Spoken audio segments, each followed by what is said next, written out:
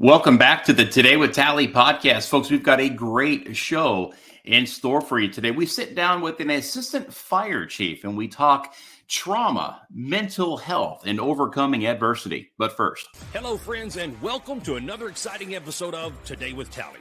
The mission and goal of this podcast is to bring an engaging conversation that will add value to the lives of everyday people. We will inspire, encourage, educate, and tell the stories of America's finest men and women in an effort to motivate you to live your life to its fullest potential. Be sure to follow us on social media and search Today with Tally. Be sure to subscribe, follow, and share the program as well. Ladies and gentlemen, your host of the evening, Mr. Brian Tally. folks, our next guest, David Lewis, is a rescue specialist with the Virginia Task Force 2 that has really allowed him to demonstrate his specialized expertise in critical rescue operations.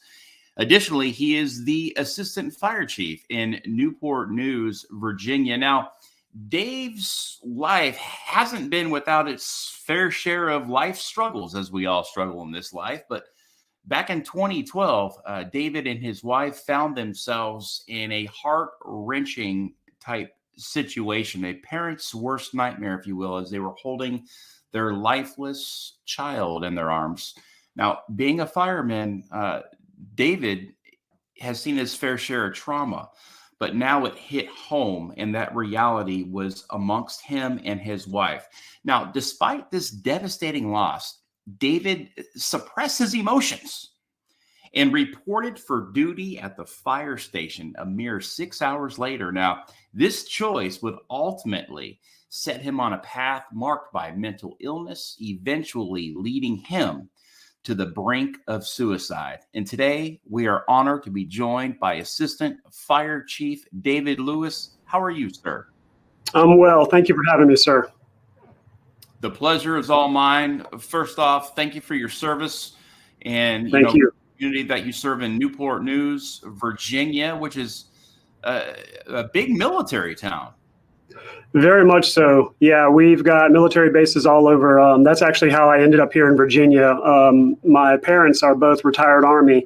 My mom got out of the service before my dad did, and his last assignment was at Fort Story. Yeah, and there's also Fort Eustis as well? Fort Eustis, yes, sir. Yeah, that's over in right outside the boundaries of Newport News, and we used to run mutual aid with them. I was actually over there just the other week. We're working on getting veterans that are transitioning out of the military into the fire service. So, yeah, we work hand in hand with them in multiple ways. Now, you've been a fireman for quite some time. You worked your way up that ladder, if you will. No pun intended. Yeah. What's your career been like? Like, what inspired you to become a fireman? Oh, I can honestly tell you that I didn't know I wanted to be a firefighter. In school, I made my mom and dad proud with straight D minuses. And, I had some skill set in cooking, and I ended up getting into a vocational school. And my skill set for cooking helped me get into a couple of competitions. And it was only with the assistance of my teacher. My grades wouldn't get me in there, but the teacher talked to the judges and the panels. So it was like, hey, we've got a young man here passionate about food. Ended up getting in the competition, got a very good scholarship to go to college. And then from that point, I was on my own for paying for everything. So I've always heard the term people that pay attention. Well, in school, I ended up transitioning from D- to getting straight A's in college. That led to nutrition, got into a dietetic internship up in Leahy Clinic in Burlington, Massachusetts. Found out that wasn't for me. I didn't enjoy going in and reading charts and making recommendations for individuals to change their diet, because oftentimes people were motivated to change when there was an external factor, meaning they had chest pain or there was an upcoming surgery. But once those things were fixed, old habits came back. And so you'd see people just transition to the lifestyle that they had. And it wasn't fulfilling for me. So I moved back down to Virginia. I was actually in a supply closet. I used to valet vehicles at a hotel. And I had a very bad work ethic when working in that hotel. So, if we didn't want to engage with customers or whatever, we'd go hide in this supply closet. And I remember looking at the newspaper, and there were openings locally for fire departments, and just reading the job description, going to the stations and talking with the individuals that were currently employed as firefighter medics. I knew it was for me. So I applied everywhere, and I made a promise to myself that I would take the first job offer that I got. And Newport News called, and I took the job, haven't looked back. I love what you said there. People that pay attention. Yes, sir. That is some wisdom dropping right there, folks, from the assistant fire chief. You take anything away from this podcast today, people that pay attention. And I was the same way. Look, my sophomore year, I had D's, and then I started to get a little bit better in my junior year. And by my senior year, I'm like, all right, I better start at least passing, right? Yeah. I had my A's, but it was too little, too late. It would ultimately lead me to the Marine Corps. That had to shake me up, shake me out, right? Yeah, ironically, I was close to not graduating, and I remember my counselor pulling me aside and telling me that I really needed to improve my grades, and I didn't understand what GPA really meant or entailed. I thought that if I got an A on my next assignment, that would take my GPA up from, I don't know, maybe it was like a 1.5 or who knows, but it was very, very low. It was borderline David doesn't graduate. And I thought that if I got a good grade that, I'm in the running for valedictorian or something. So that was my mindset in school. I had no idea what I was doing. I just didn't pay attention. But I've transitioned over to some really good study habits, and I'm actually in a master's program right now. I've got 2 years left on getting my master's degree in clinical mental health counseling. It's always those D students that nearly flunk out that end up being the best college students in the long run. Because again, you're paying for it. Yeah. Yes, sir. Yeah, this old tally man right here, man. I was a career 2.0 guy, so hey, I'm just a C. I relate. Yep, I can relate. It is what it is, right? Yep. Now, you have been a public servant for quite some time now, and being a fireman isn't easy. It's probably one of the most demanding jobs there is out there. I know there's a lot of camaraderie between police officers and firemen. Of course, the police officers are going to talk all the smack saying that, oh, you guys are off. You work 4 days on, you're off for a week. You got all these other side jobs going on. You're cooking in the fire station. You're sleeping your games. And then and we're out here all the time. We're but I know it's that camaraderie between. It's almost like the Army and the Marine Corps. You guys are always button heads, but when it's time to go out to the calls, of course, you guys are working in unison, and you guys are working together as one with that one common goal, and that is public safety. Now, when you are called out, these are gruesome scenes that you see every single day, and the trauma that can be stacked up on you, as well as police officers, first responders, on a daily basis is a lot to take in. How do you, as a firefighter, unpack that and go home and lead a productive life? Yeah, we do see a lot out there. I was just talking with a colonel, Colonel McCarthy. He's with the Air Force locally a few days ago. And we were talking about this same subject of what we see out there. And unfortunately, if I describe a day in the life or just a week of what we encounter to somebody that hasn't experienced this profession before, in Newport News, it's a very busy, very violent city. I hate to say that, but it truly is. If you look up some of the worst cities in Virginia, Newport News is going to be ranked up there. It's not uncommon for us to roll out the door and go to a shooting, a stabbing. The medics that are out there every single day, the firefighter medics, who knows how many dead people they see within a week's time frame. It's not uncommon.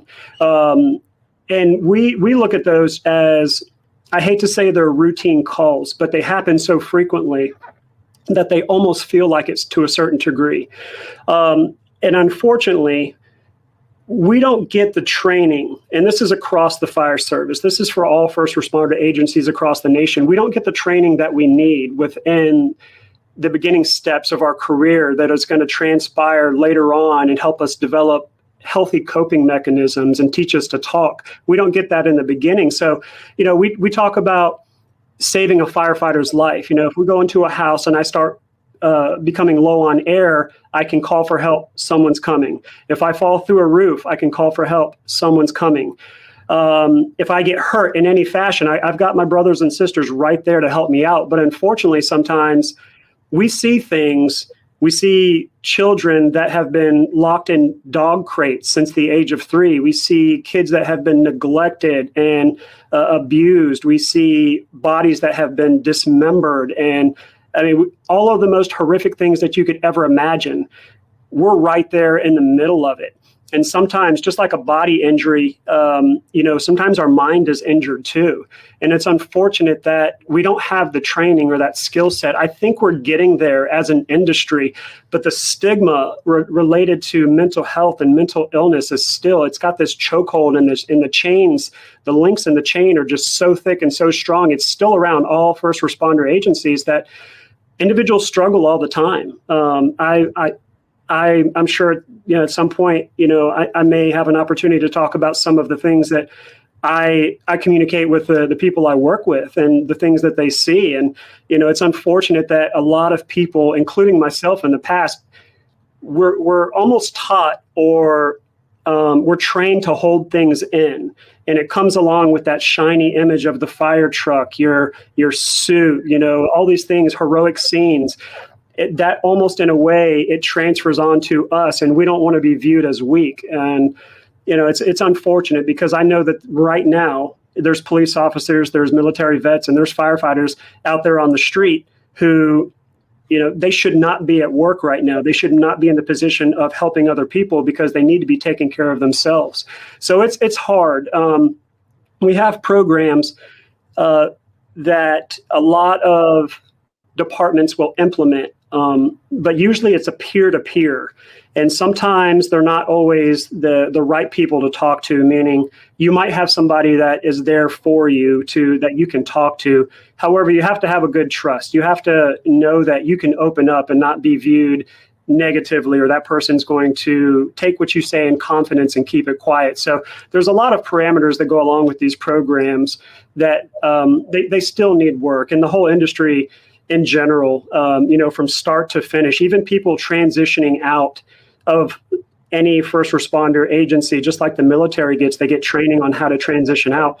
We need that as well. But yeah, it's hard to see what we experience sometimes. I heard a statement once, a gentleman said, "I wish my mind could forget the things that my eyes have seen." And it stands true for a lot of people. Sometimes stuff starts coming back in your mind. You start seeing images of some of the bad calls over the years. And that's a sign that something's trying to peek out from within you. And it's time to pay attention and process whatever trauma that's internalized. Now, do you guys have any mental health counseling available within your department? We do, yes. We have a peer support team, and we also have we call it a psych services. They usually do an assessment prior to bringing people into the police department and the fire department. However, their contract is merely for assessment. So if we have our incumbents or people that are currently in the department that experience some traumatic event and they start to have difficulties based on what they were involved in or they witnessed, we can do what's called like a fit for duty. And it's not to get these people out of the workplace in a sense that we're going to fire them. It's not that at all. We want to say, we're going to send you to somebody so that you can get help. This psych services that we have, again, it's simply an assessment. But from there, we have other counselors that we can refer people to. We have resources where we can get money that, in a sense, if we have to send somebody out to, like, let's say, a rehab facility for individuals that need mental health treatment, we have a means of doing that as well. So there are avenues. It's just, unfortunately, that stigma is still there. And a lot of people carry that feeling of, if I open up my mouth, I'm going to be viewed as weak. If I say that I'm having issues, people aren't going to work with me. And so they hold everything in. And, that's the worst thing that you could possibly do, because when the tones go off, you're not going to anything good. We're not getting called out to go to John and Mary's wedding and eat cake and dance on the dance floor. It's probably somebody that was shot in the head, or there's a vehicle accident where part of the body stayed in the vehicle and part of the body was ejected out of it. There's all these type of things that you see. So yeah, when you're holding this stuff in, just realize that you're just going to continue to add stuff on top of it, because that's the nature of our job. Yes, you continue to pack it on and pack it on and pack it on and pack it on. Now, absolutely, like you cannot unsee the things that you have seen through your career, you and your colleagues on both sides of the aisle: police, fire, ambulance, ER nurses, trauma, doctors, and that leads me to my next question. And I think you're the most perfect guy to ask because you're a leader. And not only are you a leader, but you're an assistant fire chief that I think a lot of people could come to, and talk to you in confidence because of your life's challenges that we will get into here in a few minutes. But it leads me to my next question. Is it okay to not be okay in your profession? Now, I know what my answer is. I'm gonna go ahead and I'm gonna say no. And the reason why is because I've had so many great people on my podcast that have done everything the honorable way and have fought honorably and have served their communities honorably. And they have a bout of post-traumatic stress. They raise their hand and say, I need some help so I can get back to duty. Yeah. And it seems as if a lot of these folks that I know they receive department backlash. They start getting office duty. They start getting other, jobs that, like, man, what's going on here? And it's almost as if as soon as you open your mouth and say something's wrong, you lose them. And that's why so many people hold this stuff in until it's too late. And you got veterans and you got first responders alike committing suicide at rates that we have never seen in this country. It's absolutely unprecedented. But they all say it's okay to not be okay until it's not. What's your take?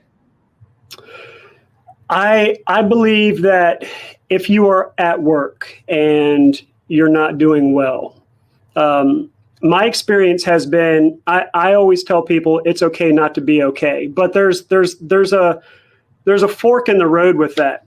Now, I was very fortunate. When I became a battalion chief, I oversaw 5 stations, 45 individuals, and I was beyond my mental health issues. And so I was in a place where I was just now starting to open up and just now starting to share my story. And when I did that, I realized that my vulnerability gave strength to a lot of people.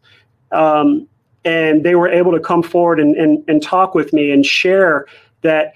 They would come to me and say, hey, Chief, I need a day off for mental health. I need a day off because I need to rest. In that instance, that fork in the road, my response was always, good for you. Good for you for taking care of yourself, because I know that there's so many people who didn't. So in that instance, it would be, I would put them in an assignment. If I could make their day really light, I would do that.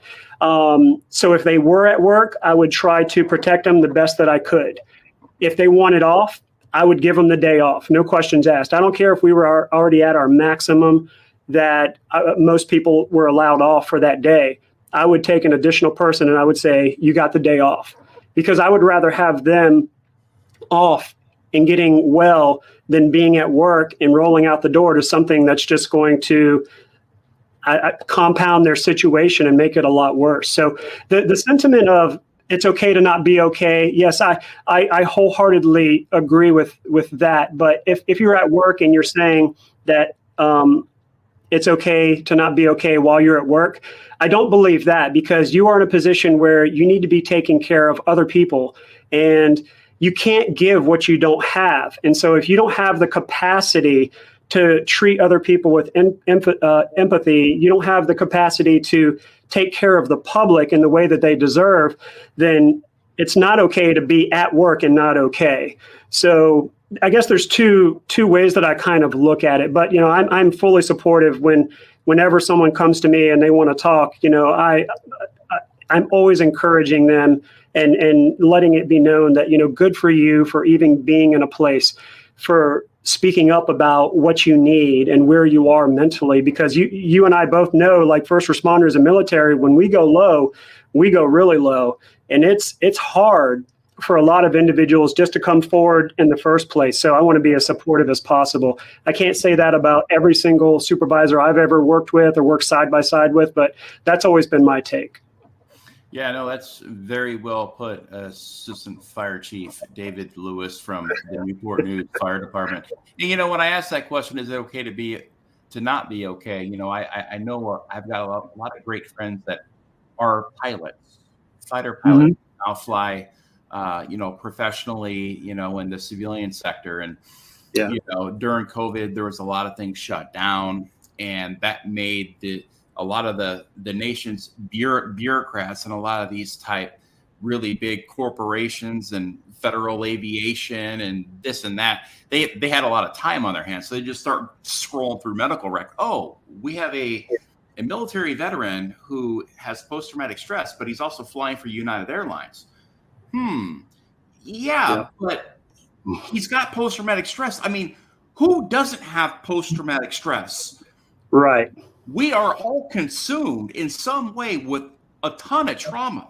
But now you are going to say he is no longer an asset to United Airlines because he has post-traumatic stress. So again, is putting that on your record a good thing or a bad thing? And I think that's what's leading to so much suicide, because these guys and gals are afraid to speak up, and but they hear it's okay. But then when they do, we've got a problem on our hands, because now they've been stripped of their livelihood. And I've seen it. I have seen it so much in 2022 and now into 2023, as a lot of these decisions are being made down the channel. And I think that's a very important topic that we need to further discuss, not you and I, but as a whole, as a country. Because again, you guys are in combat every single day.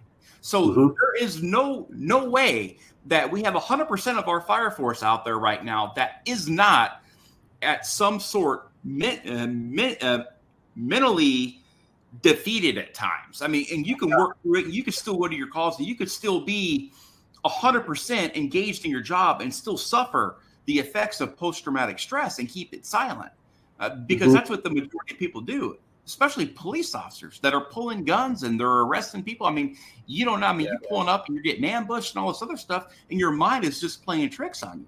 And at some point, all that trauma stacks up on you, and you're like, what do I do? And that's when a lot of the darkness comes into play. That's where the alcohol, the substance abuse, them going to private doctors and getting anxiety meds or whatever it may be, because they don't want it to be a part of their, on their insurance. So, folks that are higher up in the chain of command can see, oh, wow, this guy's taking all these, mental health drugs and this and that. But I mean, it's just one of these things that, I mean, if we were to sit down and look at every single buddy's medical record, I don't think we'd have much of a fire department. Yeah. You're absolutely right. When you were talking about individuals having difficulties on the job, I started thinking about all the individuals that I've hired over the years, and more recently, we've been looking for signs and symptoms. We can't ask them about specific things. There's rules when you interview people, but we look for cues and signs that might say that there's a vulnerability there. And when I say vulnerability, I'm referring to like something that is going to, like, kind of, if you relate it to medicine, like something that's like predisposed, you're more likely to have happen to you. So if someone has a lot of trauma in the past, we recognize that it's that could potentially be detrimental to them if we don't take care of them and watch over them and give them the resources that they need from the start of their career. Mm-hmm. Even if people don't have these vulnerabilities or they're predisposed to anything, we give it to them. You know, it's out there in the street when they go there. So when you were saying that individuals might have terminology of PTSD or dissociation or acute stress disorder or whatever it is on their record, you know, me personally, if I was king for a day, you know, I would tell everybody that views these records, you have to view it as this is probably because of the job. We ask them to come in, take care of the public, and this is a result of it. This is what they've been exposed to. So, you know, I would love to see industries embrace people who have that and let them know that it's not okay. And yeah, you know, if individuals go to a therapist, you know, praise them for that, encourage them. I mean, look, I tell you right now, it's 1:00 Eastern Standard Time for me. At 3:00, I'm meeting with my therapist. I've got a psychiatrist, I've got a therapist, and I am not ashamed to say that.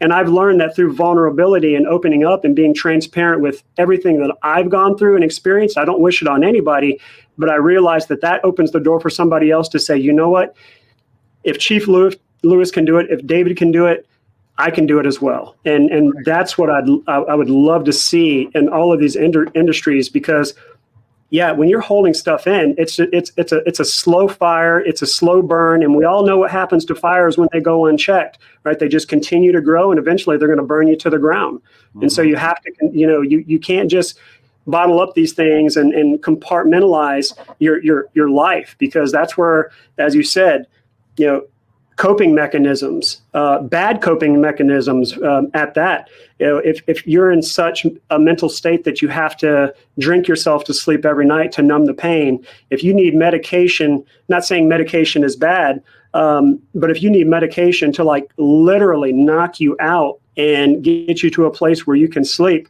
you know, those are the coping mechanisms that I truly believe they have a sharp edge. And if your coping mechanisms have a sharp edge, you're going to get cut. And I subscribe to that thought process that, you know, you can die by 1,000 paper cuts. And so you have to look at what you've gone through, what it's making you do, and realize that path, you know, whether it's a graph that you're looking at, it's not leading in a good direction. You want to be going the opposite direction to take care of yourself. And that's what, you know, I'm trying to get individuals to do, and not be afraid to speak out and ask for help.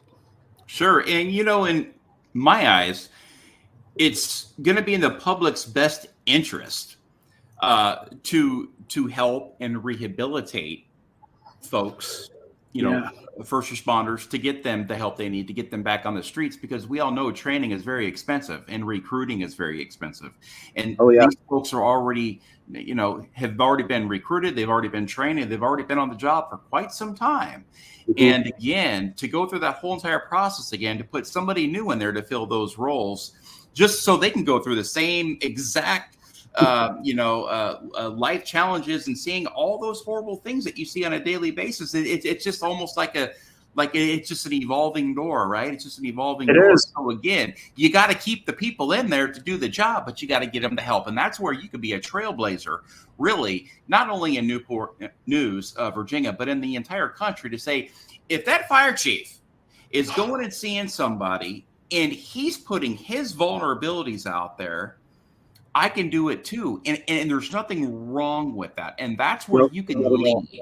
That's where you can have even, there could be a guy from San Diego right now that's going to watch this podcast. So, you know what? I want to reach out to David, because I've got some questions. I want to lean on him, because he understands what I'm going through.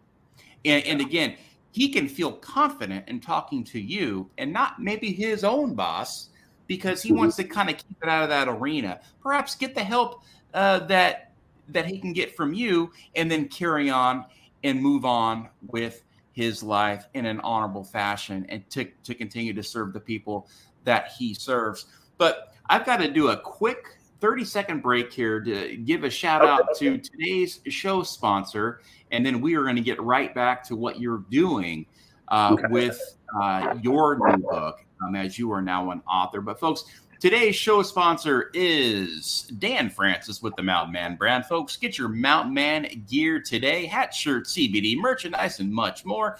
The Mountain Man brand. Check them out online today at mtnmn.com. That's mtnmn.com. That's a nice little acronym there for Mountain Man. mtnmn.com. Folks, Dan Francis is also an executive board member of the Military Rodeo Cowboy Association. So go out and get your complete rodeo schedule and help this great cause by donating today at mrcarodeo.org. That's mrcarodeo.org, and support our nation's veterans and military and rodeo. Folks, it is Christmas in July, as all the cowboys like to say. Go out there. It is rodeo season, and go out and, like I said, support those men and women in rodeo. Now, as a fire chief, and again, with all of your experience that you've seen through all the years of service, you can also notice and recognize others when they're in a bad place because of the things that you have gone through in your own personal life. And again, I think that's where you can really step in and be a major champion for so many people. I mean, you can have a new fireman come in and see his first car accident. You don't think that fireman's going to be traumatic, and a lot of the scenes that you were explaining earlier, and I know you left a lot of detail out. You're just trying to paint a little picture here. You got one shoe in the car, you got one shoe 100 feet, because the impact. And seeing that is very difficult, especially when you start to put the human element on things and say, oh my God, that could have been my fill in the blank. So you sat down and you wrote a book on your own challenges. And before we get to the book, I just want to highlight one more thing. And I know that this is going to be very personal. So if there's any questions that are asked, feel free to dodge them or move on to the next one. But I want our audience to understand what you have been through, additionally, as working as a fireman. But back on July 1st of 2012, you found yourself again in a worst possible scenario for any mother and father, holding your lifeless child in your arms. Now, despite the devastating loss, you went to work that day. And it was just 6 hours later that you have been so programmed to see these horrible, traumatic type situations, unpack it, and carry on. But this was your own child. This was different. It would ultimately lead you to a very dark place where suicide wasn't out of the picture. Nope. Fire Chief David Lewis. Now, through extensive mental health counseling, you found the strength to overcome the darkness that had consumed your life. The definitions of perseverance and resilience come to mind when you're talking about David Lewis. Now, you wrote a book, and it's called this. It's called Fighting Fires: How Emotional Trauma Sparks an Inferno. I want you to take me back to that day and what that day has led to where we are right now, talking about a book you have written to help others out there who may be going through the same life challenges that you went through. Yeah. So thank you for the opportunity to talk about the book and the story. I never thought that I would be an individual that was going to write anything related to mental health. I never thought I was going to be a person that even had mental health issues. I used to not make fun of those people when I first came into the fire service, but we would go on calls when somebody wanted to hurt themselves, or maybe they had taken pills, or they were having suicide ideation, and I just couldn't connect. I couldn't relate. I had great bedside manners where I could make the person believe that I truly cared, but I just couldn't comprehend why somebody wanted to hurt themselves. It was like I had this barrier that was around my mind. And yeah, it was July 1st. It was 1 a.m. in the morning, 2012, and my wife and I were holding our dead child in our hands. And 6 hours later, I ended up in the parking lot at the fire station. And the reason was I went into therapy taught me this much later. I went into autopilot mode. As somebody for many years who had answers that could fix things, that understood how to navigate problems, I was in a situation that I don't wish upon anybody. And I kind of went into autopilot mode. I knew I could still help people. I could take emergency calls and fight fire. And that's what I resorted to do. And so unfortunately, I made a very bad decision to bottle up everything. As soon as I opened my car door, I put on this figurative mask that I was competent, I was confident, and I had no issues. Walked into the fire station. Meanwhile, I've got this fire raging inside of me, and I'm going about my day as if I have no issues. And I did that for years. And eventually, it didn't take long, but I had a lot of issues that started to pop up, things that I had read about in books related to anxiety and panic attacks. Those started coming about where we were getting back to the fire station from routine calls of picking somebody up off the floor, and there was nobody hurt. They just needed assistance getting back in bed. It's not an uncommon call for anybody to go to. It really relates to that help I've fallen and I can't get up commercial that used to be back on television, I think in the late 90s. Just that type of call, but that in me would spark panic attacks. It was horrible. And so I'd have to go back to my bunk room, grab my pillow, knuckles probably white from clenching the pillow, to shove it against my face to muffle the cries and screams that were pouring out of me. It led to OCD-like tendencies. OCD, not true OCD. I think anytime anyone says OCD, like nowadays you might say one of the Kardashians, I think, claims they have it, and that's not it at all. I had more tendencies. It didn't ruin my life like OCD really does to a lot of people, but I had a lot of paranoia, suicide ideation. I had what's called dissociative amnesia and auditory exclusion, where I was on a couple of emergency calls. I lost the ability to hear, and then I completely blacked out on a call. It's like, I guess I've never drank in my life. I've never been not even drinking at all, but some of my friends have, where they drink so much they don't remember what they did that night. That's kind of what a dissociative amnesia is. It's where your mind shuts off to protect you, because I got to the point where I just couldn't take anymore. My cup was so full from hiding everything for years, and all these bad calls that I was seeing out there and trying to suppress my own feelings. And then in addition to that, trying to pretend like I was okay at work. And then I would come home and I had absolutely nothing to give my wife and my other son, David Lewis Jr. And, that caused more issues for me. And so that ultimately led to the point where I was ready to take my life. And that night that I decided I was going to take my life, I had been dancing around the subject of suicide ideation. Suicide ideation, the best way I can describe it is if you and I, we're standing out at a street and we see a dump truck that's fully loaded coming down the street. That's like that intrusive thought. We see it coming, we hear it coming, we might even feel the ground shake. There is absolutely nothing we can do to stop it. And once that thought hits you, it's hard to describe, but it's like it almost has a substance with it where you feel like you need to. And the night that I really recognized that I could kill myself and I wanted to, and I had a means to do it, was when we went out at like 1 a.m. in the morning to an individual that had killed himself in the same fashion that I had been thinking about. And you would think any normal person who saw this individual who just killed themselves, the screams from their spouse, the crying from the children that were there who just lost their one of their parents. You would think that would resonate within me and make me feel so sad. But the only feeling I had was pure hope, because that's what my mental state was. It gave me hope watching this person who had just killed himself in the same way I did. I could do it too.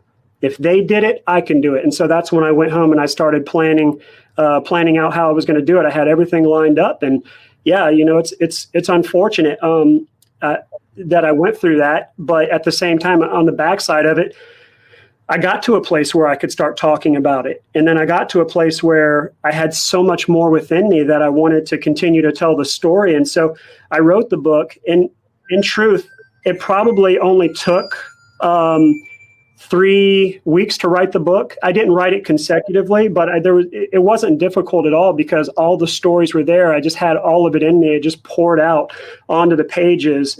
And then I just started teaching locally in the area, teaching classes on mental health, not so much to tell my story. This story is about what happens when you ignore your issues, when you turn aside and you say, I can handle it on my own. And that's the message that I'm trying to portray, and the mission that I have to educate people on what mental health is, what is counseling, some of the things that I experienced. Let me go into detail with that, and let me paint that picture for you and give you more experiences that you can draw upon, and maybe you will recognize that you're having some of these things going on too. And some of those things might be as easy as you're going home and you're yelling at your spouse, you're yelling at your kids, you're easily aggravated, right? That's on the lower level of having problems, and there's a lot more issues that we have, and people just don't want to recognize it. And so, yeah, I got to a place where I had to write about it. I'm tired of going to first responder funerals. I'm tired of my brothers and sisters living in pain. I'm tired of my friends that I have spent years with. They retire from the service and they kill themselves, or they leave the service or a career that they love because they keep everything in. It's no way to live. We all understand how fragile life is, and we don't know when our last day is going to be. And so from today until that point, there's no reason why we should be living in mental anguish. And so that's my drive. That's what I would love to be able to do with the rest of my life once I get out of the fire service, help people in this fashion.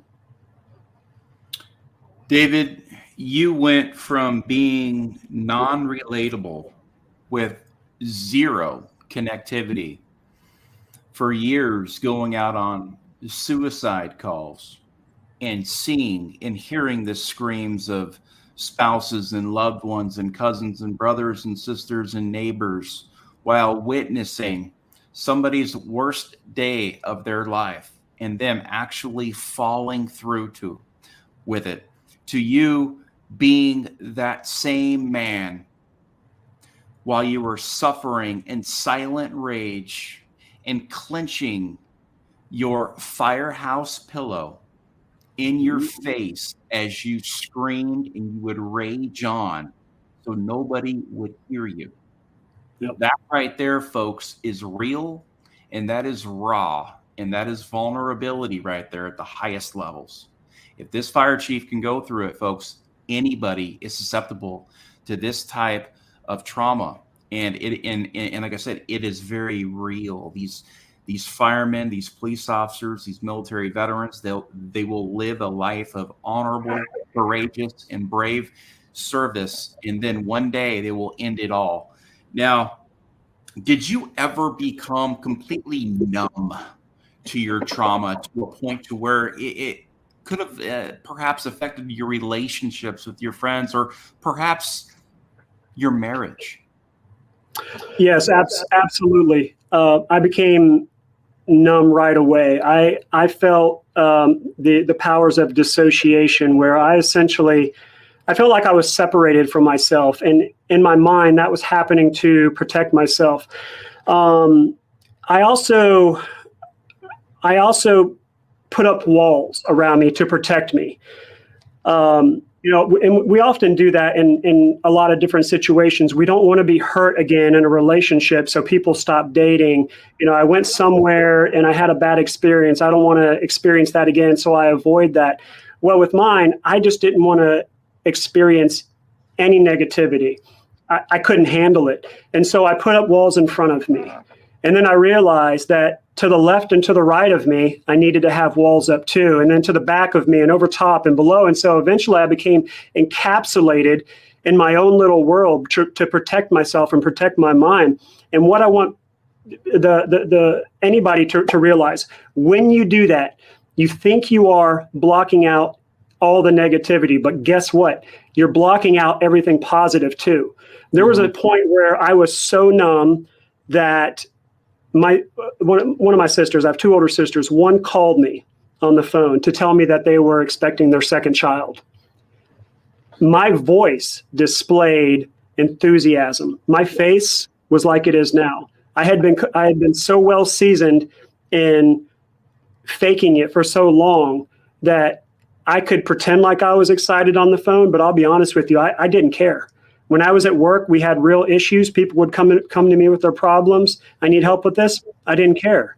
My wife was neglected. My son got hurt. Didn't care. I had all these walls up around me, and things I didn't want them to impact me the way that I know that they could, and that was detrimental. Folks, through extensive mental health counseling, this assistant fire chief has found the strength to overcome the darkness that once consumed his life, folks. And now he's telling his story, fighting fires, how emotional trauma sparks an inferno. How can you get your hands on this book? Easy. Go to Amazon or go to David's website, davidlewis.life. That's davidlewis.life. It's right there on your screen. Now, you talk about, self-isolation and all these other, flight type, situations that happen. At some point, did it ever cross your mind that when you went out on that call, when you were nearing the end of your days, as you thought, to see that same man commit suicide and follow through with it in the same fashion that you were thinking? Did it ever cross your mind to say, oh, wow, this is what it looks like? I'm not doing it. I'm scared straight. This dead man saved my life. No, not at all. And even prior to that, we had some pretty significant calls, some really bad fires where I can tell you the thought crossed my mind I knew how I wanted to kill myself and I knew how I didn't. And I even toyed around with, well, what if my mask falls off in a fire? And I am so ashamed to admit that now. I really am. But it was at the point where I felt like I needed to do it. And I felt like my mind rationalized it was okay for me to do it. So like the way that I viewed suicide at that point, it just became something else that I was going to do in my day. So if I was going to mow the yard and I was going to go to the store, on a scale, those weighed the same as killing myself. It was just another task that I was able to put on my list, and hopefully I'd be able to check it off. Yeah, I never, when I saw that individual, that thought never crossed my mind. It was, like I said, getting back. I remember, there's certain moments we have in our life that we all remember, whether it's, you waking up to realize 9/11 or my parents talking about assassination of Martin Luther King or JFK. I remember walking up to the fire truck. I remember opening the door. I remember sitting inside as we were leaving the scene and just feeling like, I was overjoyed. It was slightly after 1 a.m. And, normally you would want to get back to the station and go to sleep. I wanted to go back to the fire station and just sit in this happiness that was there, because I hadn't had happiness in my life for so long because I was so numb to everything. It was like, that was the first real emotion that I felt in a long time, other than hopelessness and despair. So yeah, it was ashamedly, I say, I had no the brakes weren't there. It was all go at that point. Folks, we're with Assistant Fire Chief David Lewis of the Newport News Fire Department and new author of Fighting Fires, How Emotional Trauma Sparks an Inferno. Folks, this book is for anybody and everybody out there going through some life struggles, some trauma, life challenges. Maybe your life is perfect right now, but perhaps one day it may not be. This book will definitely help you get back on your feet, perhaps a blueprint. Perhaps you may even know somebody that's going through these struggles. Go online today, Fighting Fires, How Emotional Trauma Sparks an Inferno. Now, in this memoir, David shares his own journey, shedding light on the emotional toll faced by first responders. And he is now advocating for greater support and awareness nationwide for mental health within the community. Now, you wrote this book in 3 weeks. You knew you had already had the book written in your head. All you had to do was sit down and put pen to paper to make it become a reality. What is your goal? What do you want to see come out of this book? I would love if this was the first stage for people that are struggling to take care of themselves and to realize that if somebody else did it, they can do it too. That's the ultimate goal. It's a painful experience. Out of everything that I know that I've witnessed throughout my career, watching somebody in true mental health crisis, it's up there at the top. Those are the ones that stay with you, the way that they talk and they communicate, and just how far spread those ripples go in their life. And I even know that there's first responders and military out there right now. Their families are being impacted, their family life. And they got into this profession because they love it, because if they feel like it's a calling. But yet when they come home, they don't feel like that's home anymore. They have lost themselves in this job, and they go to these professions and they do it day in and day out to eventually that their body becomes like sympathetic dominant, where it's go, go, go all the time. And that is eventually what they become used to. So when they get home, they feel like they need to listen to the scanner. They can't sit down and have a nice relaxing evening with their families. They can't be with their kids without thinking about the job, because that's no longer home for them. Their home is out there on the streets with all the chaos and all the mess that they have. And I want people to recognize that what these professions, they're amazing professions. They really are. They're good. I love it. And I would love it if my son, David Jr., got into it. But at the same time, right, there needs to be a warning label with these professions. There needs to be more discussion on what can happen when you experience things. I had a personal tragedy that impacted the job and impacted me, but it definitely relates to anything that people can experience in their life that's going to, whether it's the job or personal, that's going to impact them. And going back to, just how fragile life is, and we don't know when our last heartbeat is. We don't know when our chest is going to rise and fall with that last breath. And, from now until then, why not take care of yourself? If you have a back injury today, somebody's listening to this, they're probably going to go to the doctor and get that fixed. What if you have an injury up here? There's nothing wrong with getting that fixed as well. It's the same thing. And the only thing stopping you is, this feeling of shame. But guess what? Nobody's perfect.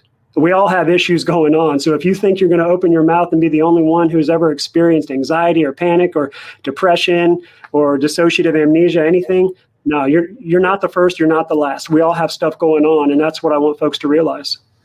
Absolutely. Very well said. Now, you have dedicated your life to mental health and awareness, and perhaps even policy changes, not only in your department, but nationwide, to spark that very important and very real conversation that needs to be had. I think we've started having this discussion, but still there is a stigma attached, and it takes leaders, strong men like yourself, to stand up in the face of adversity and literally take it head on. Again, the courageous in a courageous and brave way. Now, you have dedicated so much of your life to this that you're actually in the process of achieving your master's degree in clinical mental health counseling, because you understand the struggles of mental health, and you are equipping yourself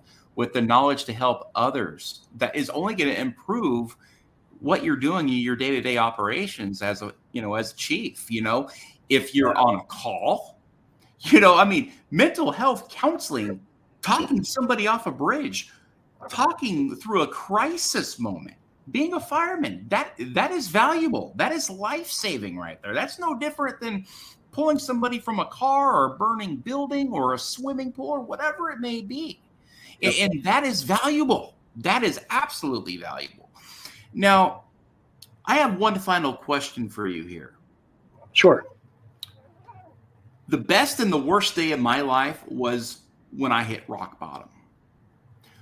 What was your rock bottom to say, I can't do this anymore? I am going to live, and I am going to stand up, and I'm going to fight another day, and I will persevere, and I will show signs of resilience, and I will take my life back. What did rock bottom look like for David Lewis? Rock bottom occurred when I made my list. After I realized that I had the strength to kill myself in the same fashion that man did. That chapter in the book is called The Purple Man at the Ceiling. When I realized that was me, I started making a list. There was 4 items on my list.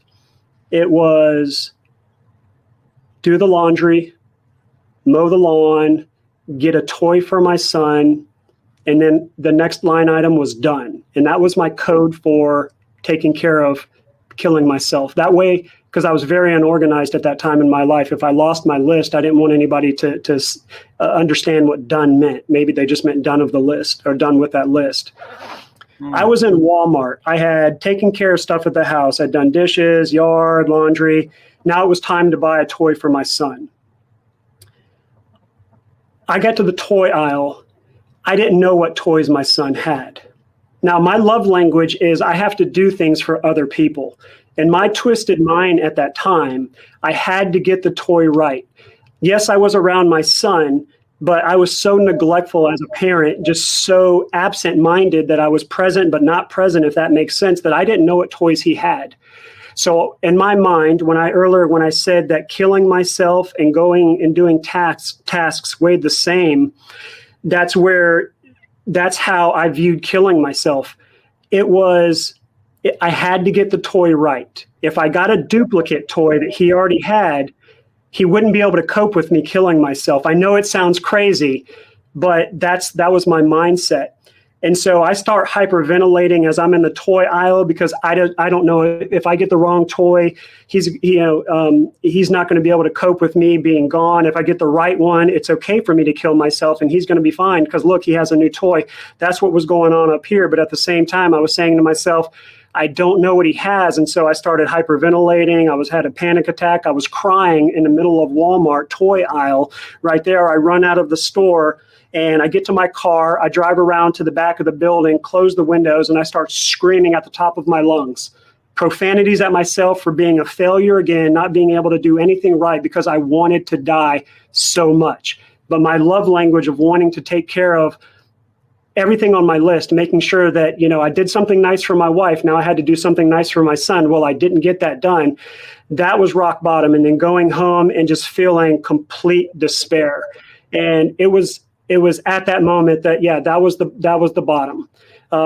That was when I was ready to go. And it was just a moment of clarity that provided me with an opportunity to see my life for what it was. And it was scary. It was probably one of the most terrifying things I ever experienced when you can start realizing where you are in life and how far off your path that you truly are, and you recognize that everything that you're doing and the mindset that you have, it's so twisted and so wrong. Like that was one of the scariest days, because if I didn't have that clarity, I was ready to come home and do it, take care of myself, end it all. That day, that was the day I was ready. Incredible. A toy saved your life, and it saved the life of your family. as well as they lean on you as the champion of the home, and I appreciate you getting very vulnerable there with us, because that's what's going to ultimately save lives. Folks, fighting fires, how emotional trauma sparks an inferno. It could save your life. How do you find it? Easy. Go to davidlewis.life. And with that, we are honored, and we thank you so much for joining us today, David. Thank you. Thank you. Your service, your sacrifice, and dedication to not only the community of Newport News, Virginia, but our country is truly admirable. Thank you so much. I really appreciate you, sir. Thank you. Yes, sir.